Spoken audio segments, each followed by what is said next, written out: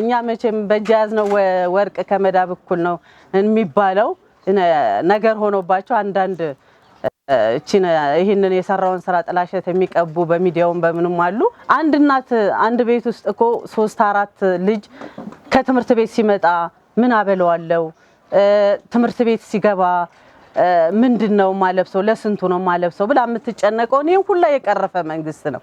ይሄን ሁላ አብልቶ ምሳ በልተው ዩኒፎርማቸውን ለብሰው ምንም እናቲቱም ሳትቸገር ገበያው ውላ ምሰራውንም ስራ ሰርታ መገባበት ነገር ነው የተፈጠረው። ሌላው ምንድነው አባይን የማይደፈረውን አባይን እንደዛ ተቋርጦ ችግር የነበረበትን አባይን ገድቦ አሳይቶናል። ብዙ ነገር አሳይቶናል። ዛሬም ቀይ ባህር ለማስመለስ የሚያደርገው ጥረት ትልቅ ነው። ስለዚህ ኢትዮጵያ ወደፊት ትበለጽጋለች። ብልጽግናን ምረጡ፣ ስንዴ ነዶ ነው ምልክታችን እላለሁኝ። አመሰግናለሁ።